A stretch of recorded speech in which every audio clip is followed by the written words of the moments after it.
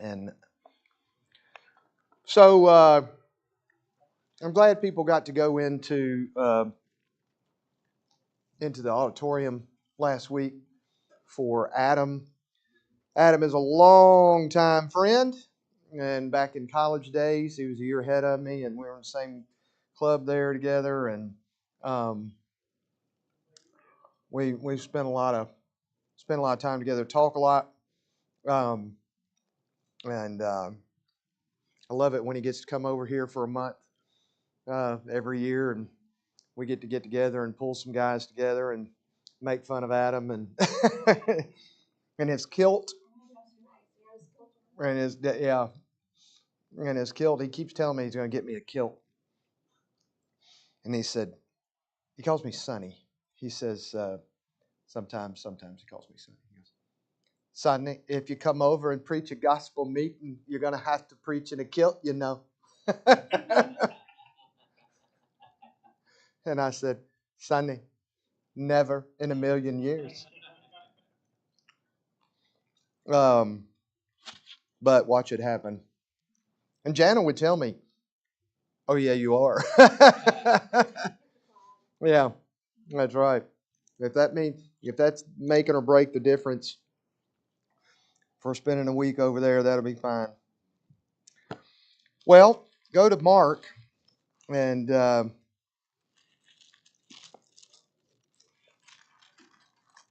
we're going to be in chapter 4, get into chapter 5 possibly.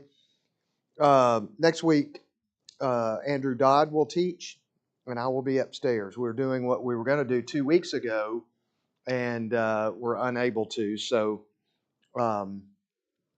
last week. And so we're just pushing it back 2 weeks to next week. He's teaching in the children's ministry tonight. That's why he's not in here. And okay, so Mark 4, and I'm going to summarize portions of this more than we have the other chapters to get into probably to chapter 5, but we'll see what time permits. So Mark 4 opens up with something that you're very familiar with. Anybody in here not familiar with the parable of the sower? I knew that would be the answer. So I've always thought that this parable, now this is dangerous for me to say, but you know how I mean it. You'll know how I mean this. I've always thought that this parable was mistitled. And the reason I guess it's okay for me to say this is because Jesus didn't say, call this the parable of the sower. If he had, I would not say, I've always thought this was mistitled. We would let him call it what he chooses to call it. But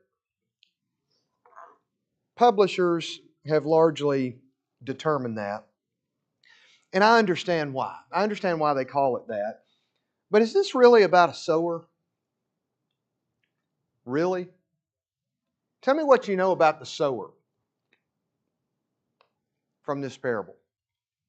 It's every man or every woman that enters the teaching role. Mm-hmm.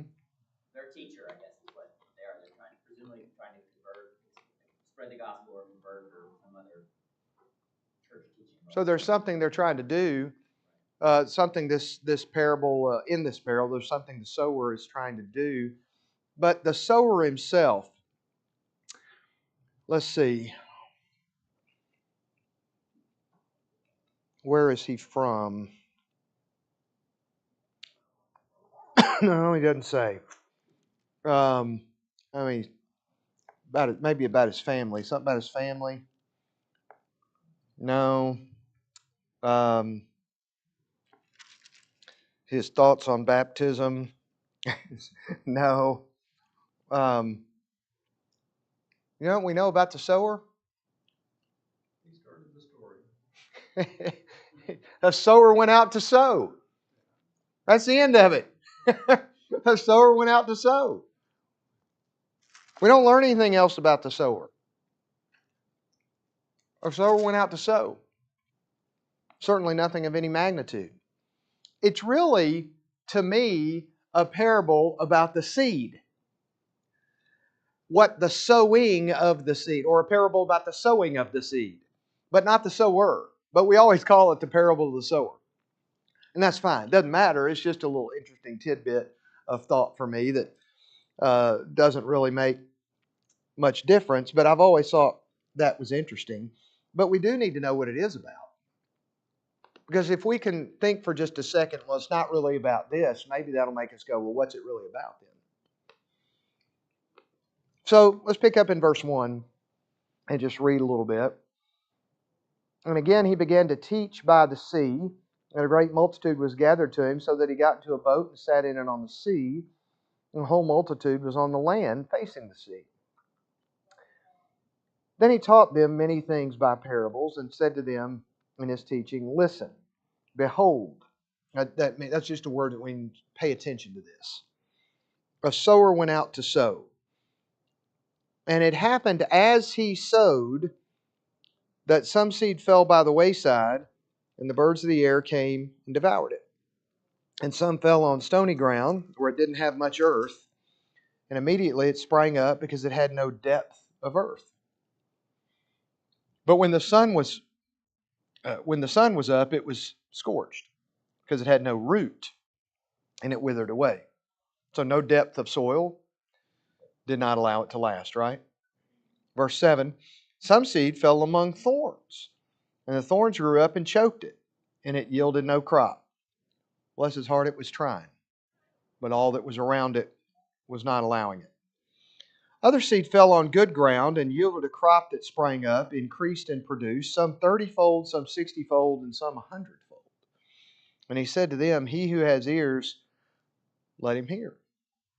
Well, down to verse 10, but when he was alone, those around him with the 12 asked him about the parable. And he said to them, to you it has been given to know the mystery of the kingdom of God, but to those who are outside all things come in parables, so that seeing they may see and not perceive, and hearing they may hear and not understand, lest they should turn and their sins be forgiven them.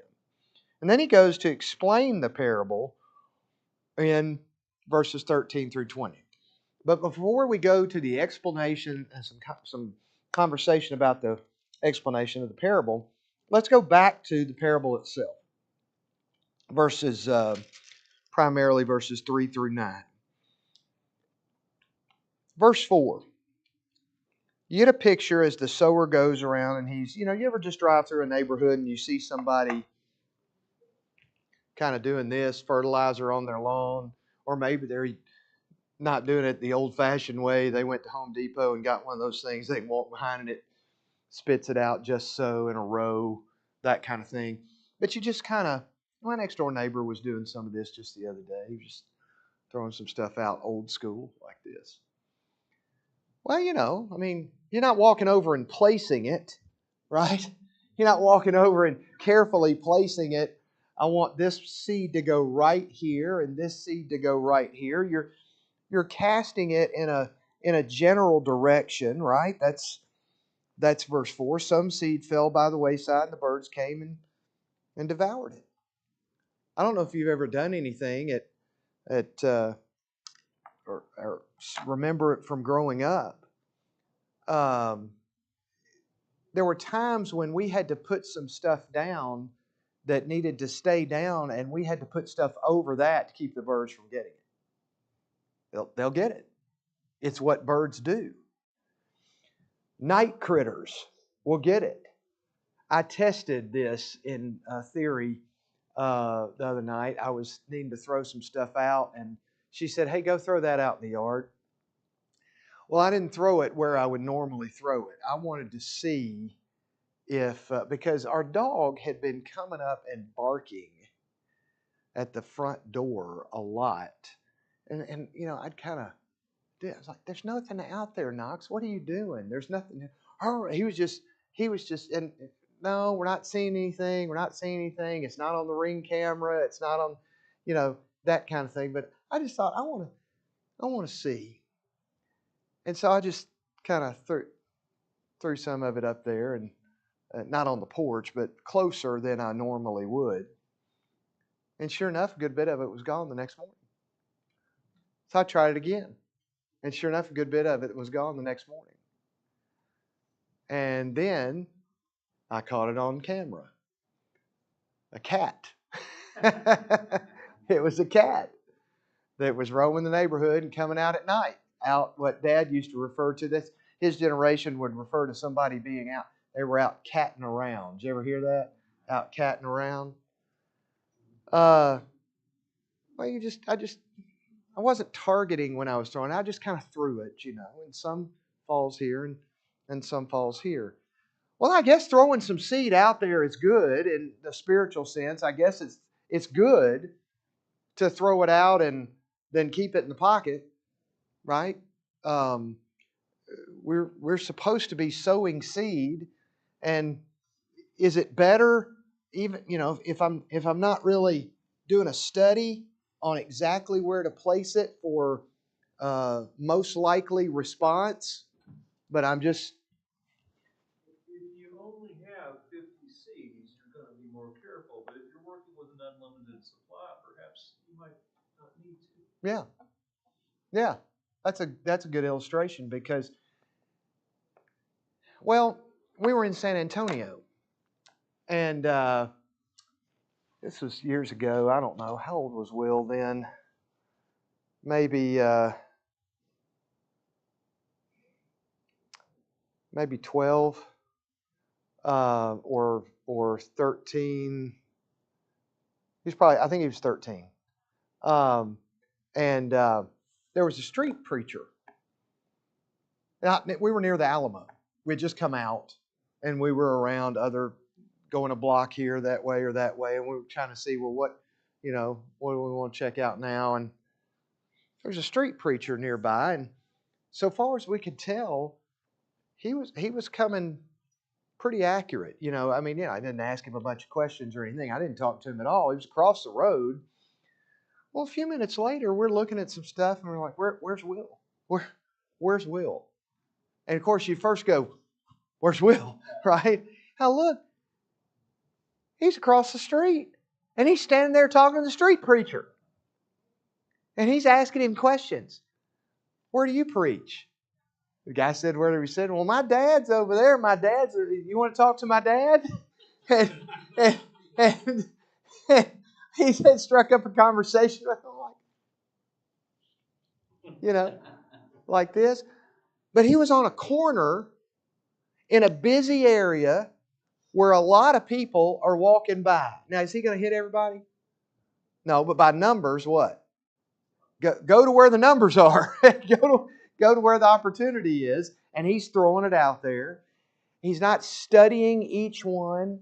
I think with this one that comes, I sort of need to take this angle. I think with this one come, I'd use this tense of the verb. Oh, but the one behind him, I'm going to have to shift quickly into this manner or dialect or whatever it may be. No, he's just throwing it out there. And that's sort of the picture there of verse 4, but it doesn't all get there. It's devoured. Look at verse 5. Some fell on stony ground where it did not have much earth, and immediately it sprang up because it had no depth of earth. There are some things that can't get done until some other stuff gets done. I want you to think of a spiritual number line for a second. Imagine I had a 0 up to 10, maybe across these two boards, with this middle right here, this line being 5. So we're 0 to 5, 6 to 10, and a 10 is where somebody is ready to become a Christian. I want to respond to the gospel. I believe this, and I need to respond to it. 0 down here, I don't know much of anything, right? Well, is it rush to get them up? Sometimes there's no way they're going to get to here if they don't understand this. You can't take them here.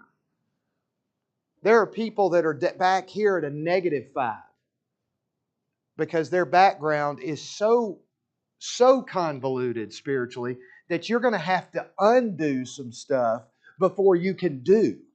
You got to undo before you can do, right? I thought about that when I looked at verse 5 and 6.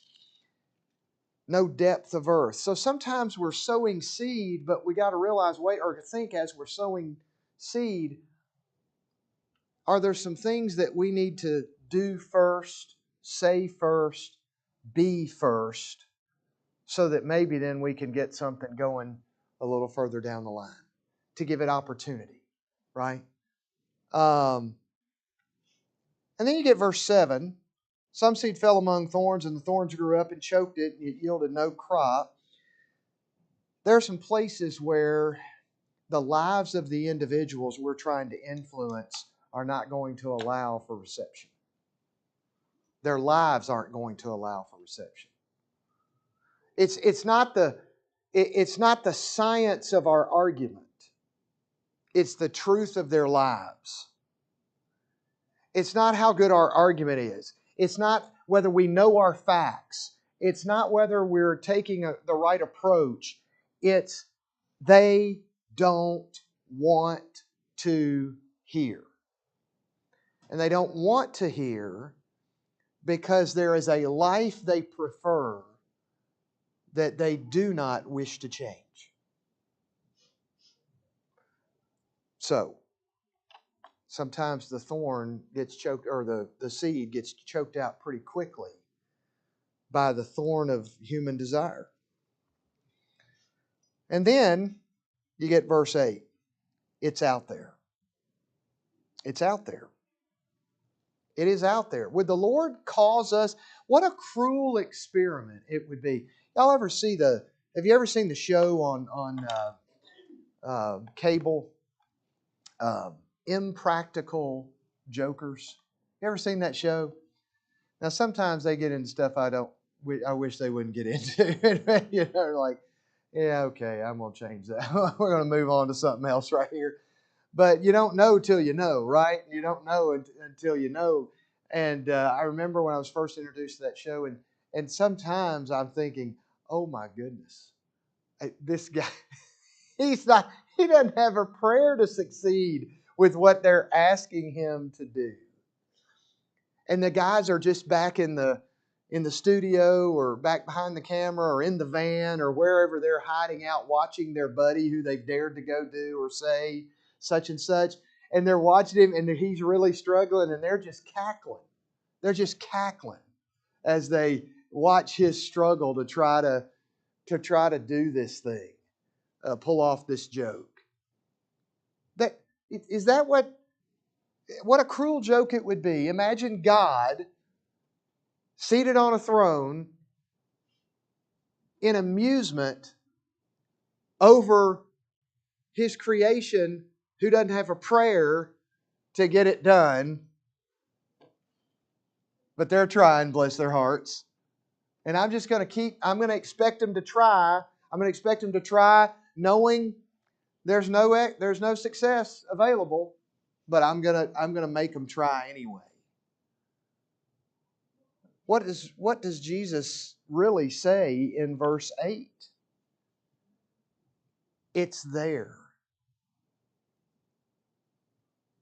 You ever heard the phrase sometimes, people don't know how to help somebody.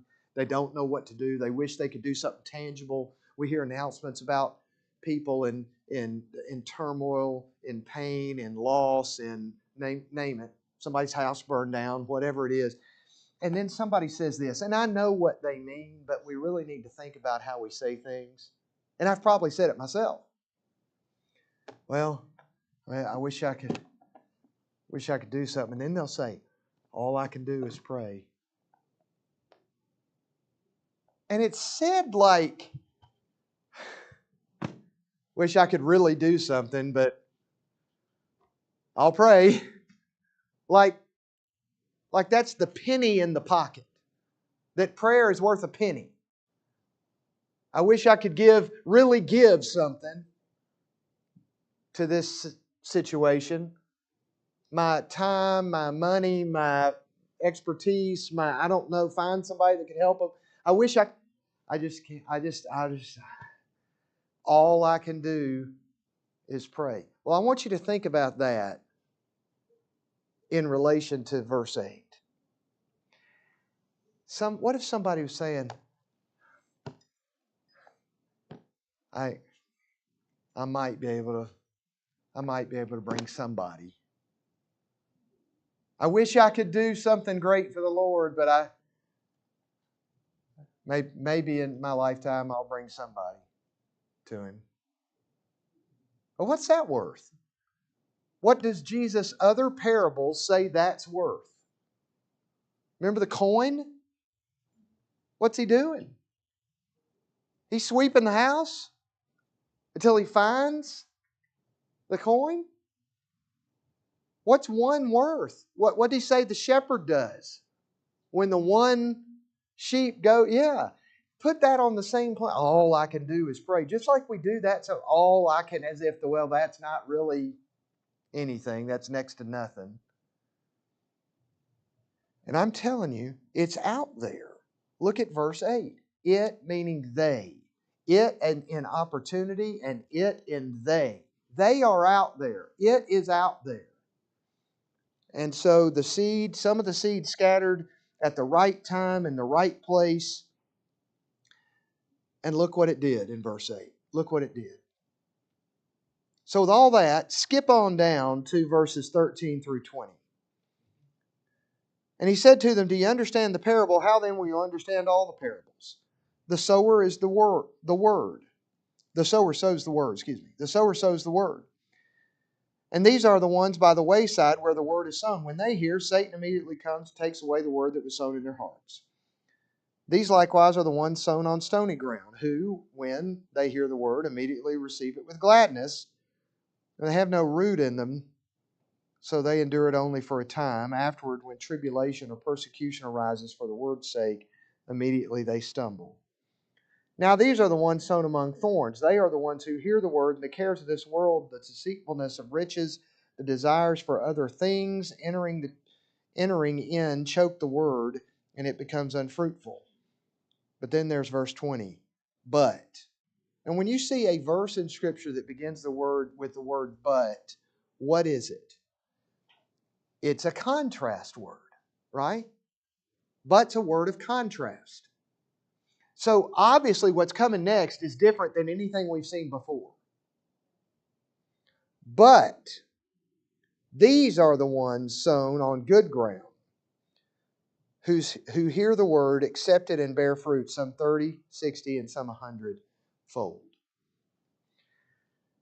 If the Lord says that the seed will work,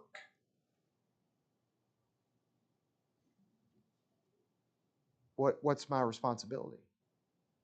And for what am I answering? What are we answering for? Are we answering when we, I laugh about how I think through the years it seems that, and I get it, because, I may have held this picture one too many times in younger years, that Judgment Day looks like traffic court, and there's the stack of papers, and one at a time, and he calls the name, and you step, but almost like a proverbial, the line of judgment.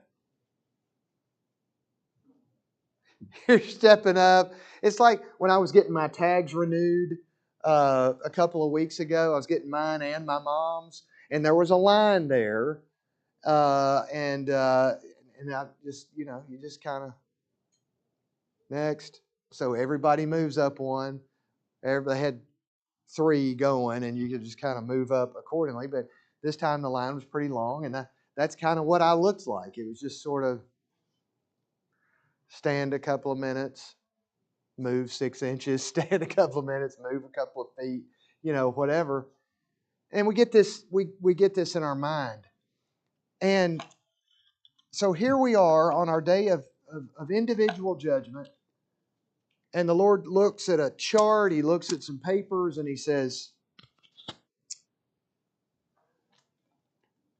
You missed on that one. You missed on, Jones, Thompson, Smith, Kelly, Anderson. Good night, Andy. And he gets down and he says, if this were a batting average, you had a lot of swing and misses. You swung and missed a lot. Do I answer for whether somebody accepts the gospel? No. What I answer for is my effort in the gospel. And you know what I think a lot of people do? Scared to miss, so just keep the bat on the shoulder. As if we're answering for a batting average. You say, now, if you never swing the bat, you never get any hits, and your batting average is 0-0-0. That's the worst. You say, no, but I got a lot of walks. I got on base a lot and scored a bunch of runs. I just never swung the bat. Thankfully, there were bad pitchers. That's kind of how some people go at it. It's as if we're answering for a batting average. What we're answering for is our effort in the gospel. And let me say this often gets equated only to, I think most often and I get it, I do the same thing. I equate it more in lessons directly to this. That's why I said it first. To people sharing the gospel and people becoming Christians. And it is talking about the Word. So that's why we need to go there first in our thinking. But I think in greater theory, this is Christian influence, period. The same holds true in even other Christian influence. I'm not responsible for how they react. I'm responsible that I act. So if I pray for someone and the Lord presents the right opportunity before them and they choose not to, because of the host of people that are praying for them, and the Lord hears our prayer, answers our prayer, and puts everything the person needs in front of them, and the person does nothing but reject everything and everybody the Lord puts in front of them, who's responsible? Not God's people. The sowing of the seed as in the Word, but also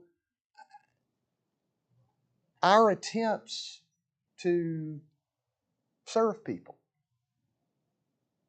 Minister to people by listening. The ministry of listening. Ministering to people on a Monday night in inner city ministry over here with kids that'll break your heart. Because you know what they've just been doing or where they've been doing it before they arrive, and you know they're with you for an hour, and you know what they're going back into as soon as they leave you. Or fill in the blank. Christian service, Christian evangelism, and Christian service. It's there. Look at verse 8.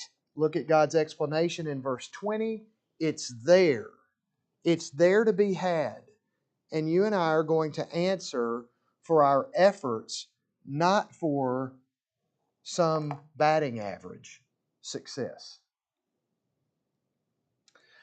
So, what does he say about all this? Look at verse 21 through 25. What are we supposed to do? Well, he said to them, is a lamp brought, I got it right the first time. Is a lamp brought to be put under a basket, under a bed? Is it not to be set out on a lampstand?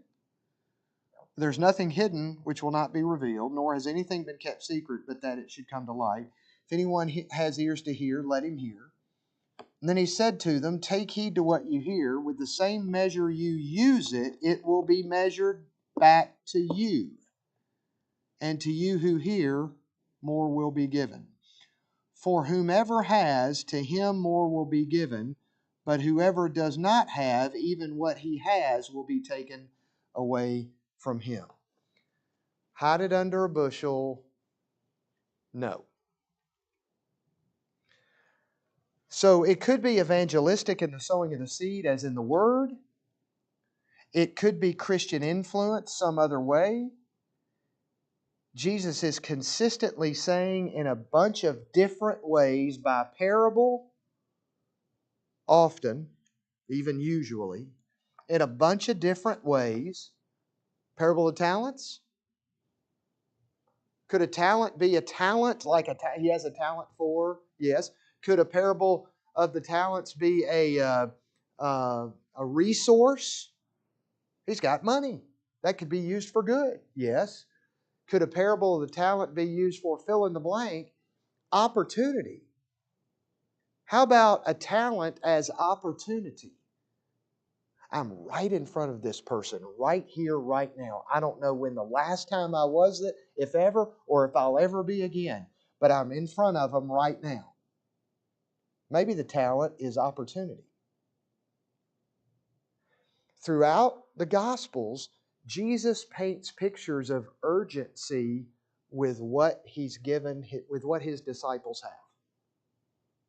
And He does it in multiple types of parables, with multiple types of audiences. He does it in front of people that will listen, will hear it, and grasp it, and He does it right in the face of people who hate what He's saying also. I'm wondering, I have wondered many times, whether Jesus' efforts toward getting across the importance of two things: valuing opportunity and perseverance in finding the next one, wasn't to some degree not only sensible because of what discipleship is, but also He only had Himself a certain amount of time, and He knew it. Somebody turn over to John 13. The opening of John 13. You got it, Barry? Okay. Let's just read until I stop you. Now before the feast of the Passover, Jesus, knowing that His hour had come, that He would depart out of this world to the Father, having loved His own who were in the world, He loved them to the end. Okay, thank you. It is in verse 1. I knew it was at the start of the chapter, but I didn't know if it was going to be in like 1, 2, or 3. I knew it wasn't any further down than that. So literally in verse 1, he starts the whole chapter by saying Jesus knew that time was getting short. Knowing that His time had come.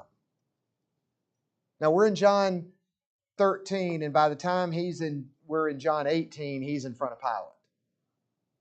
So time's getting short.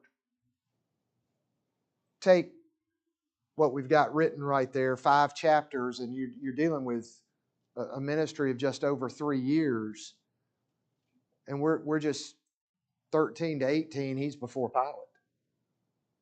So Jesus knew what time it was. Jesus ministered and taught. Sometimes I wonder if He didn't minister and teach from His own recognition and sense of urgency. That He didn't have time to come back to that later. Now, I'm not going to ask you to show your hands or admit anything or tell on yourself in any way. But I do have a question, and I'm only asking the question that I have had to give myself in a statement to myself. So it's a question to you. It's already been a statement to me too many times. Can I begin to count the number of times I was going to come back to something? Something of Christian opportunity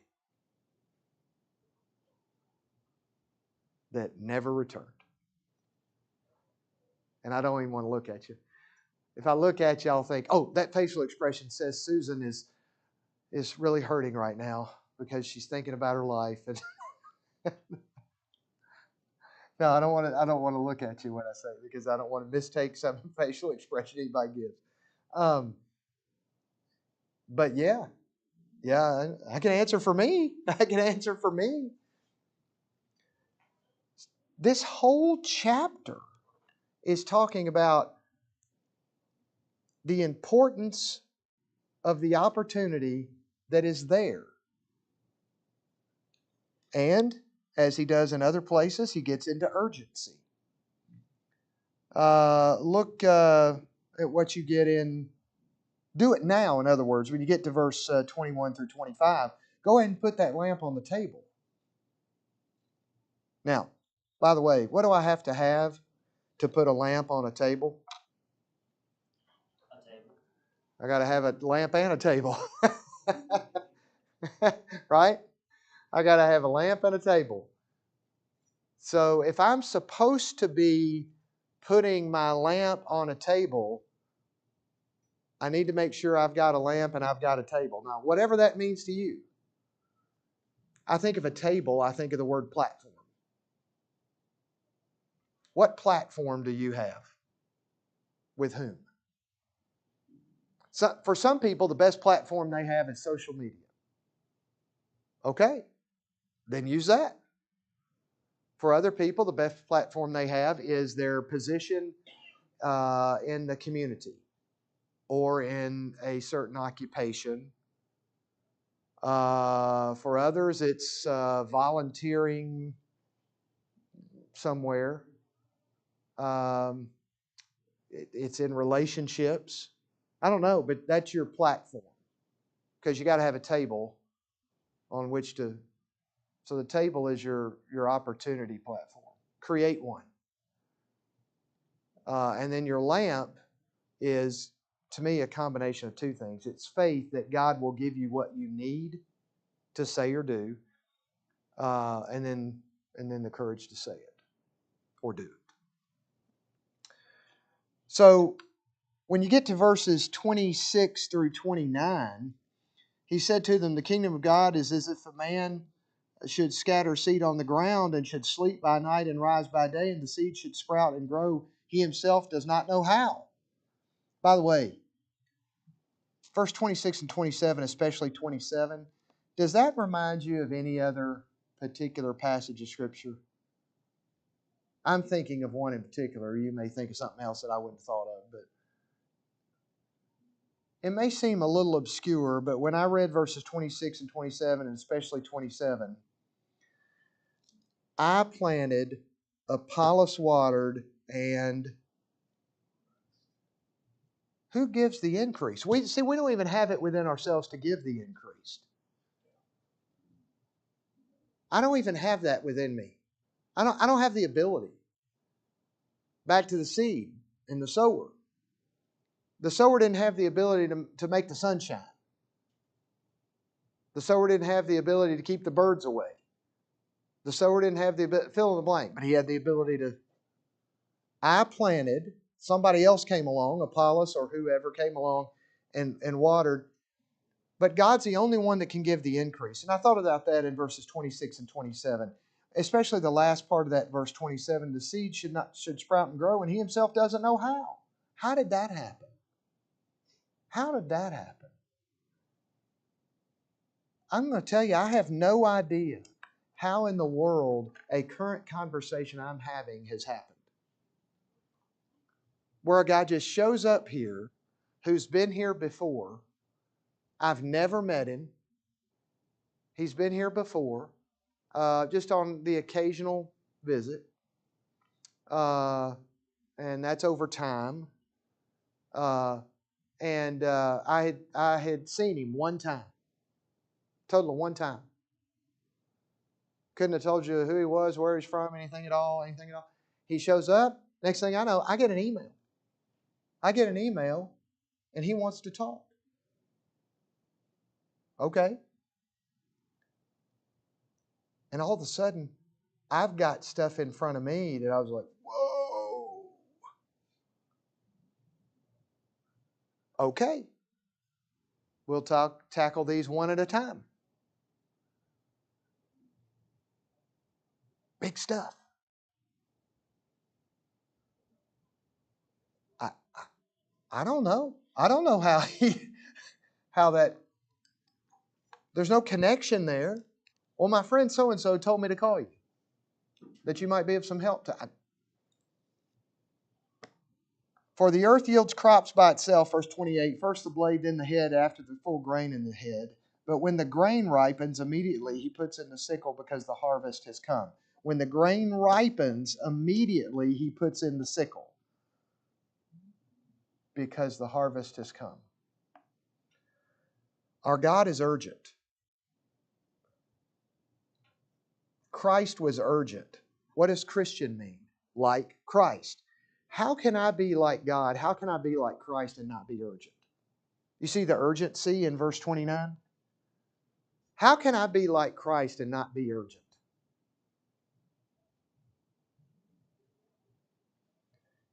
The parable of the mustard seed. Then he said, to what shall we liken the kingdom of God, or with what parable shall we picture it? It is like a mustard seed which when it's sown in the ground is smaller than all the seeds on earth, but when it is sown it grows up and becomes greater than all the herbs and shoots out large branches so that the birds of the air may nest under its shade. I have mustard seed in a jar at my house on a shelf. I need to bring it over here and put it in my office. It's tiny. You ever seen mustard seed? It's tiny. Tiny, tiny.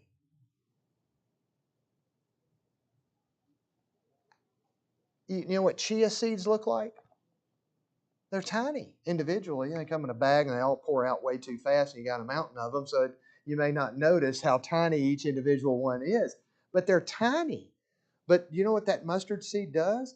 Well, go over to Palestine right now, go over to the Middle East, go over to Jerusalem, and you'll see what it does.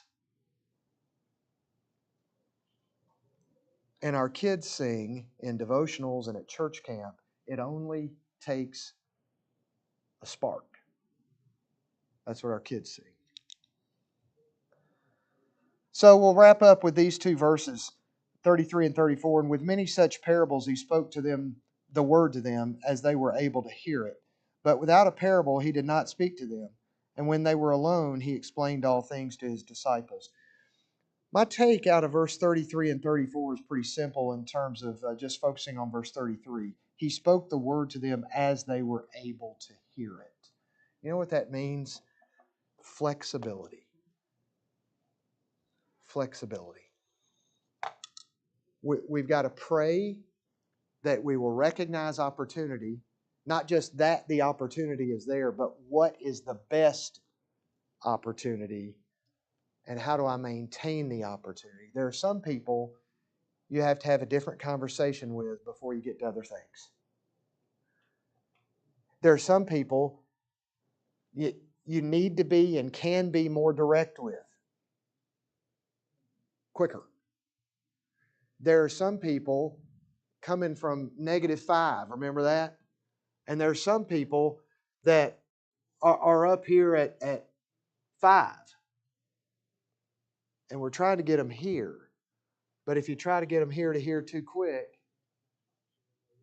they might be down there at 2 in a little while.